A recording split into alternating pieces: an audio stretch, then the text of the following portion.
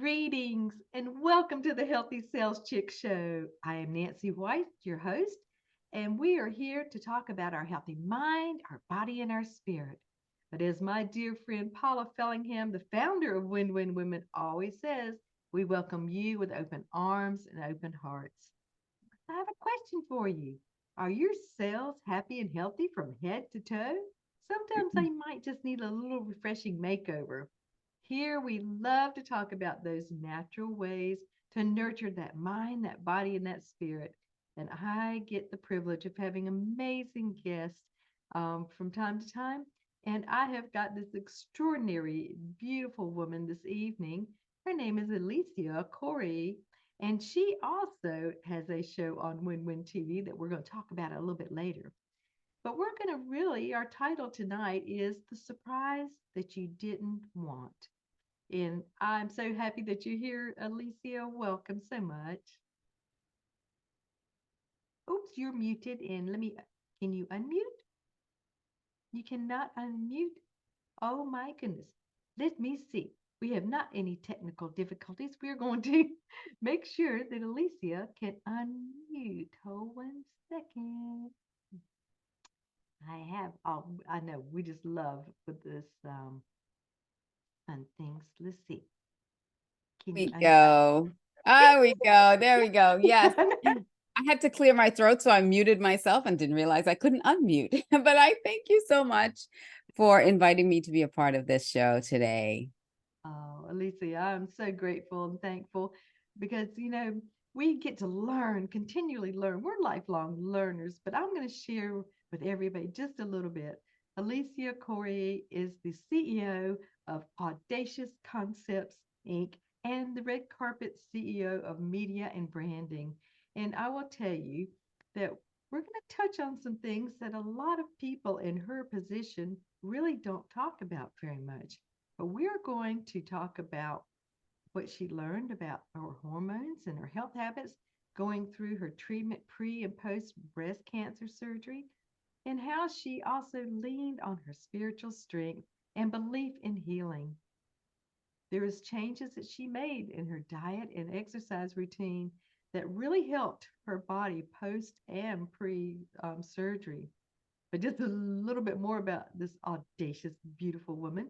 She is an internationally recognized speaker and author, and she's received numerous awards, including the prestigious G19 Global Icon Award, the Top Audacious Confidence Expert Award, and the Empowered Woman Award from the International Association of Top Professionals, as well as Legacy Queen for Women of Achievement. I will tell you that she is so busy. She didn't have time to get sick, but she is one of those people that just she persevered and she has overcome. She is such an advocate for women to just step boldly into the direction of their dreams and by up leveling their confidence. I know we all need those cheerleaders, and boy, is she one. And I'm not going to say she does have a superwoman costume, and she probably has a whip too. But welcome, Alicia, again. But I love asking this question. What was it that led you to this current profession in your life in this time? Oh, wow. I've gone through many, I guess, more. I'm trying to say a word. I've my mouth's not working properly tonight. But I've gone through many changes. I was going to say metamorphosis, but I started really in the beauty industry, hair and makeup. So actually, I started with fashion. I started in styling, went through hair and makeup. And while I was doing that, there was this yearning for me to help people on a deeper level. Not that makeup doesn't transform people. I mean, I watched people's whole countenance change when we would do their hair or their makeup for events, because that we specialized in events. So my company, we'd go on site and do hair and makeup. But I had this yearning desire to go deeper. And I realized that desire came from within me because it was something I was struggling with that I needed to overcome. And I was struggling with my own confidence. I was struggling with the idea that I was even beautiful. And so when when I had clients sit in my chair and they would tell me things like, fix this, I hate this, oh my gosh, they don't want to be seen in public, or they don't want to be the center of attention, especially brides, and they were so nervous, that I was there in that room with them, calming them down, helping them build their confidence to do the thing that they had to do, whether they had to speak in front of people or they were walking down the aisle. And I found that there was something within that I was helping people really tap into something. And I wanted to take that further. And so, different certifications later, a lot of coaching myself, hiring a lot of coaches for me to go through my own transformation has brought me here today. So having 2 companies, podcasts, web shows, but also working within organizations, within companies to help leaders and teams work better together to really understand their strengths, understand themselves on a different level, and find what their superpowers, you mentioned Wonder Woman, what their superpowers are to bring together for the best possible outcome for the team. So Now hope that that's answered the question. incredible. It does. It really does. And I think it's so wonderful because when you can believe for somebody else until they believe for themselves, Alicia, that's a real gift and a talent. Not everybody can do that. And some people don't have that gift of discernment either, where they can see those things that other people just cannot even Can't see imagine. themselves. And just like you said, those transformations, I'm sure that that's one of the joys in your business and what you do in all of your businesses is when you just get to see the before and the afters.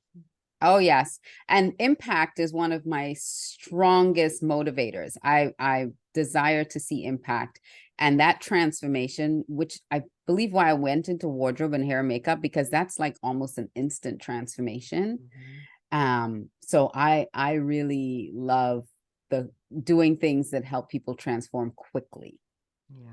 Well, that is, again, a fantastic gift and talent. And for you to even go through everything that you have been through recently and continue on. Because, sometimes when we go through some challenges in life, and we all do, you know, you can knock you back 2 steps, you get 1 step going, and you feel like you're knocked back again. But I know you were sharing and encouraging a lot of women, especially. So, can you tell us a little bit about what has gone on in your personal life and that just the things that you discovered, especially about hormones and health habits and all those different things, because Oh, you and I've always heard, about girls and their hormones and all this other kind of stuff that go haywire sometimes. But can you share with us a little bit about your that transformation? sure. Absolutely. Back in 2019, I was experiencing a lot of cysts. So I was feeling they were very, very large and tangible cysts in both of my breasts. And so they were even to the point of protruding through the skin, like I could physically see them. And so I went to the doctor because I was feeling them. And I went to the gynecologist and she said, yes, they're cysts, but they're growing at a rapid rate. We need to have them drained. So I went to have them drained. But the thing is, and what I wasn't paying attention to was while I was feeling the cysts, I was also feeling something else, but I didn't pay it any attention because it was teeny tiny. It was like, it felt like coarse sea salt, like a grain of a big grain of coarse sea salt, but sea salt is kind of small. So Yeah. but I still felt it under my skin, but I ignored it because I had all these massive cysts. Anyway, they drained the cysts, and in the process of draining, I had to do an ultrasound and a mammogram afterwards. So we did the mammogram and then we did the ultrasound, and I didn't say anything. I didn't say anything to the radiologist as she was draining the cysts. I didn't say anything to the technician when she was doing the mammogram, but on the ultrasound table, when she was wrapping up, I said, I do feel something. It's like close to under my arm, but I doubt it's anything, but if she could check. So she checked, and then she said, okay, hold on a second. She went to the radiologist, came back, said, we need to biopsy that. And I was like, oh, biopsy, that's a big word. I wasn't expecting that word. I was expecting, oh, that's nothing, just go home. Unfortunately, COVID came around. I didn't get a chance to do the biopsy because they had canceled all elective procedures. So I had to wait until the end of 2020 to actually get the biopsy done. So when I went in for the biopsy, they said that it was actually 3 clusters that were there of tumors, but they were, again, still very, very small. So they biopsied one of the 3, and it came back as DCIS, ductal carcinoma in situ. Again, not in a, I mean, I'm like, oh, I'm going to go get this biopsy. I've never had a biopsy done. So, no big deal. I'm again thinking, this is nothing. And then they call me and tell me that it's a form of breast cancer. It's a stage 0 form of breast cancer. And so as she's saying it to me, like, I'm hearing her and I'm like, okay, but I also hear stage 0. So stage 0 in my mind is I got time. Yes, we want to take care of this as quickly as possible, but I don't feel the pressure. Like if she said stage 4 or something, I don't feel that pressure of, let's do something about this right now. So I went to the gynecologist again. They referred me to a breast surgeon, went to the breast surgeon, and she suggested a mastectomy of that breast. And I was like, ooh, wait a second. That seems a little bit extreme for stage 0 DCIS that's still contained within the duct. There was no evidence that it had penetrated or it was spreading or anything. So, and this is the part that I feel that I took the empowerment of understanding what DCIS was, because when I got that diagnosis, I reached out to women who I knew had breast cancer and what they had, and I dug into what it was and understood what feeds it. And so by the time I went to that breast surgeon, I was armed with information. And so when she said mastectomy, I was like, hold on a second, wait a minute. I understand that hormones, estrogen in particular, a specific type of estrogen, not just any estrogen, there's a specific type of estrogen, estradiol, I think it is, I don't remember, don't quote me, that actually is what's feeding these cells. So if I can learn how to control that estrogen or reduce that estrogen, not eliminate it because they want to put you on hormone blocking medication, but what else is that going to trigger, right? If I block out those hormones, that might change something else. So I got the research, I spoke to people that I trusted, and I understood what that particular hormone was doing.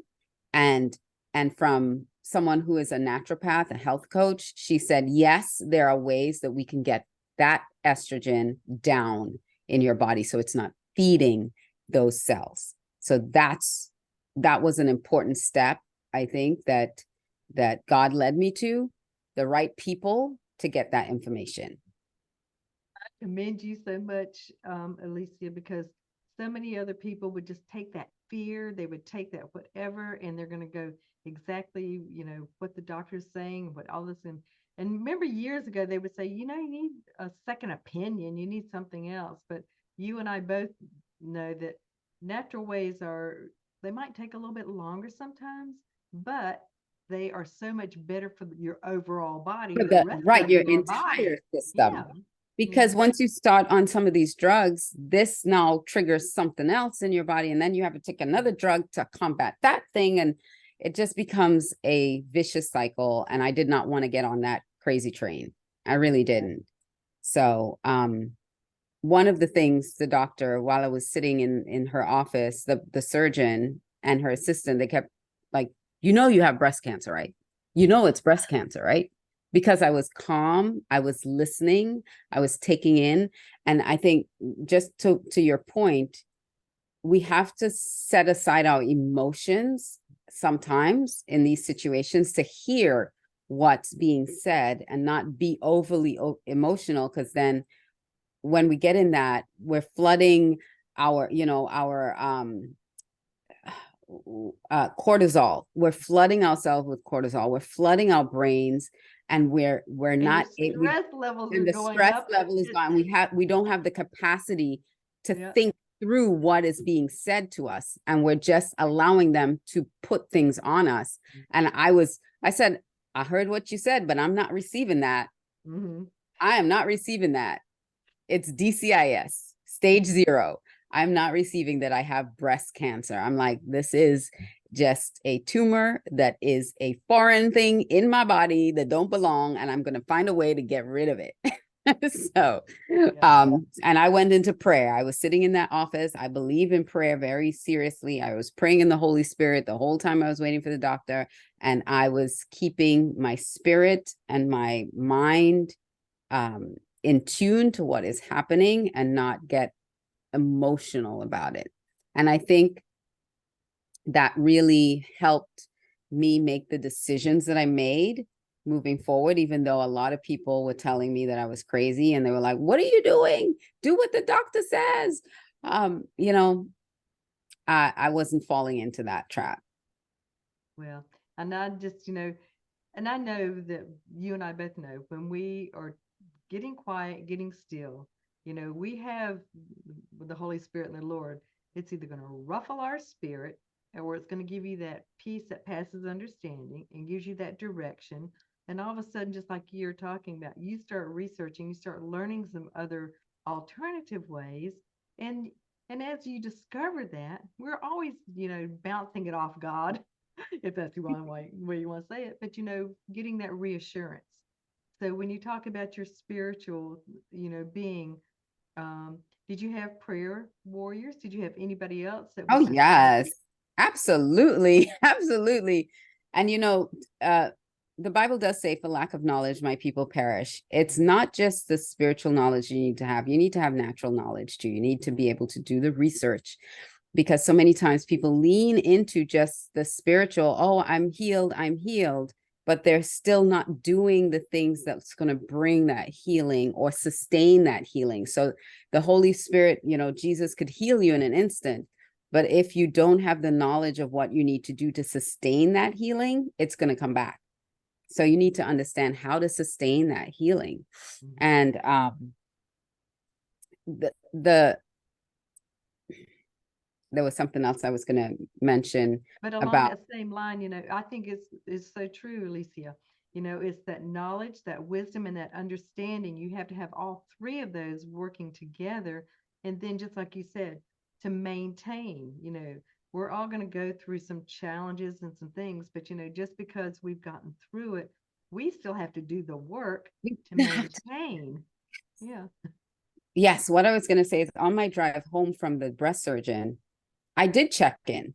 I absolutely checked in, and I said, Lord, I am not, and this was my prayer really, I am not so vain that I am not willing to let go of my breasts. I'm like, if this is the way that I need to go, I am not going to be vain about it, but you know, just let me know what it is I need to do. If I need to go through the surgery and remove a breast, so be it. And within, my spirit just rose up and was like, don't you dare let the enemy take that from you. Don't you dare let him take a body part from you. No, we're not doing that. And I was like, all right, then we are not doing that. I gotta figure we gotta figure this out then, because and I continued, I reached into my healing resources, the scriptures, the the praise, the worship. I was doing it, everything. I went to my chiropractor weekly. I had lymphatic drainage done weekly.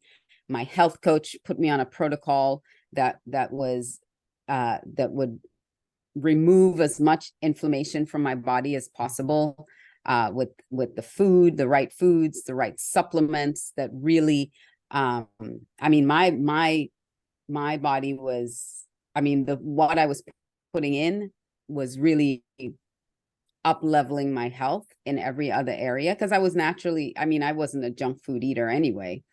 But what really got me was when she told me I needed to intermittent fast and then go on like 24 and 36-hour fasting. I was like, I'm out. All right, fasting, you've lost me there. But no, seriously, I was like, I'm gonna die. I have to tell you, my mother was 96 when she moved home to be with the Lord. And at one point in her life, there's another whole story. She married a retired spirit-filled Episcopal priest, but they did a lot of things together. And she did a 40-day fast on liquids. Oh my gosh, Alicia. But anyway, she Yeah, was, yeah. and I just thought, okay, if this is what the Lord is telling you to do, spiritual thing or whatever. And I think it was right after they got back from Has to be Israel one spirit. time. But anyways, so I thought, I'm Yeah. sorry. And I do intermittent fasting and That things had to too. be spirit led. It's That just had that to be spirit led. I know, but I But think I, it's amazing I do too. it every single day now. It's an intermittent fast, 16, sometimes 18 hours every single day. Hmm. It's my body has adjusted to it. Hmm. It does not kill you. Clearly, it does not. I, Uh, I'll talk to people say, "Are you living to eat or eating to live?" And they go, right. "Yeah." Well, I And mean, this is so a temple. Yeah. it is. And Mhm. so I had to take the actions to bring my body to the best health that it could be Mhm. while I was making the decision whether to have surgery or not. And I found the most amazing breast surgeon here in South Florida. She was an hour away from my house. And she practices oncoplasty. So oncoplasty, for anyone who didn't know, because I didn't know what oncoplasty is where they take your own breast tissue, or they'll take tissue like belly fat, if you have fat from your belly or from your buttocks or somewhere, and they'll use your own tissue to reconstruct your breast. Well, my first appointment with her, she's like, you don't have anywhere for me to take anything. You don't have any belly fat. I have nothing. But thank God I did have enough of what I already had that she could use. And she removed the tumor, removed a good portion of the surrounding area to make sure that they got enough margin, enough of it around there. We did it in 2 surgeries and removed everything. And I chose not to have radiation, and I chose not to go on tamoxifen as well.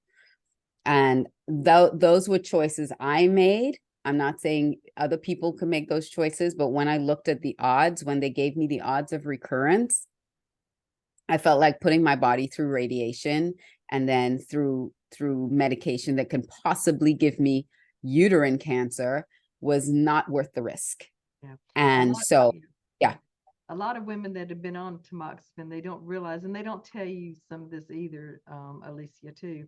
They usually will lose their gallbladder within 5 years afterwards. It's just yeah, something that is just across the board, and so because everything has an action to reaction, and a yeah, consequence. So, and even just a lot of my cancer thrivers I've worked with, I'll just say, keep checking your pH, check your saliva, check your urine. If you're staying 7 to 7.5, it gives you peace of mind. Cancer cannot flourish, degenerative diseases cannot.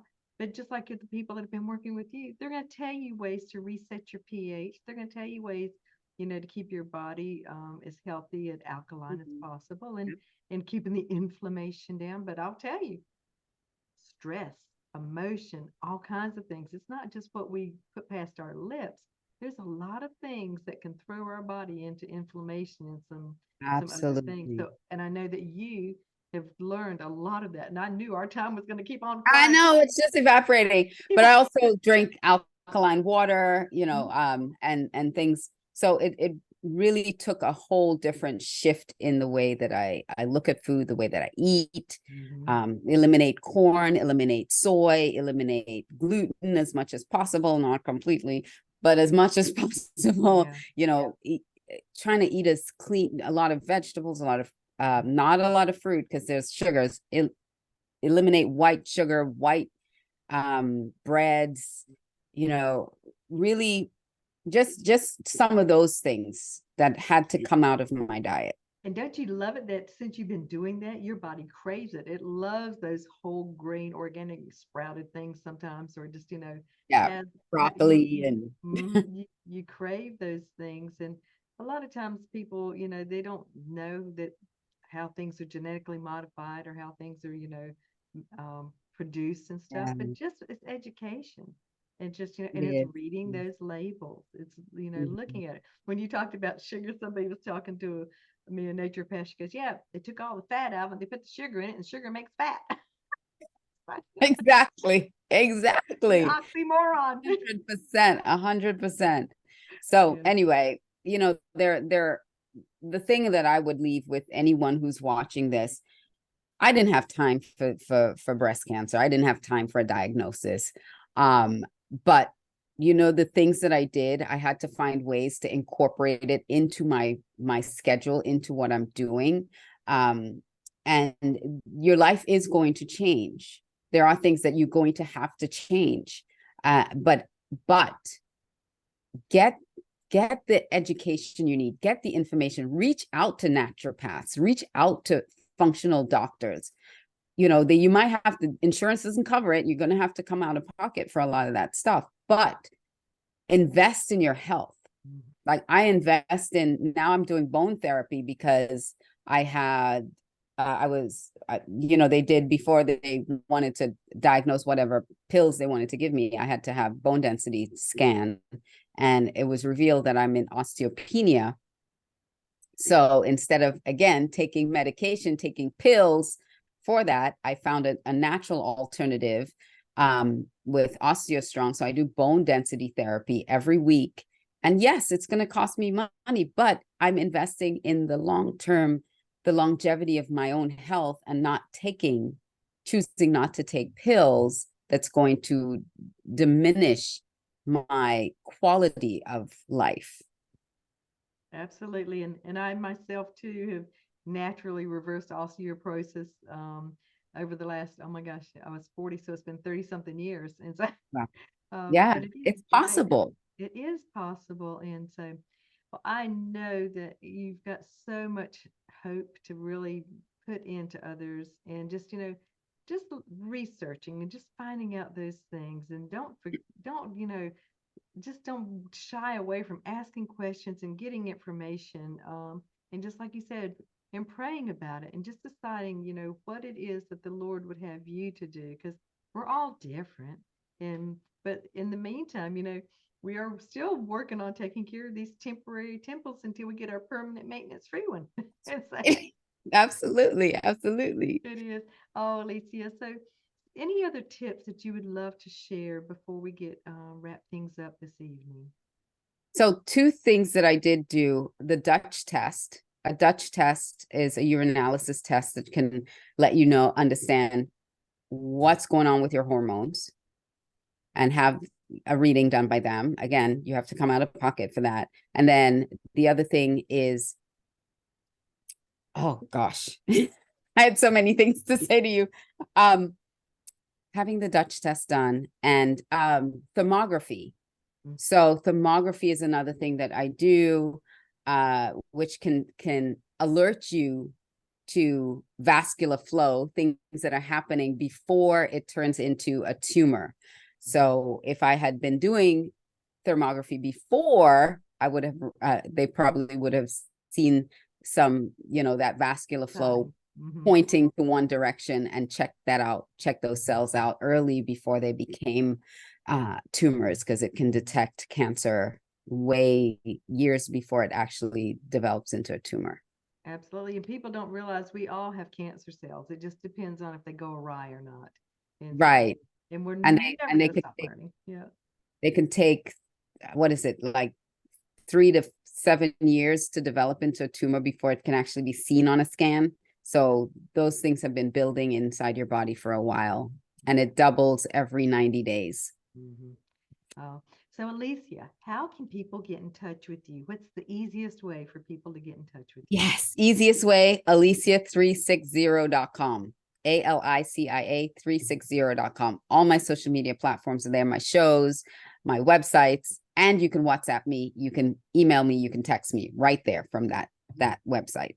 I love it all. And I really want to thank you so much again for coming and being so transparent again, because that audacious woman that you are, I love it that, I didn't have time for this, but you did have time to do the research, to do the work, and to do those things that really helped your body go through a healing process and continues on. It's not a Yeah, once and done. absolutely. You're continuing on to keep your body healthy and well.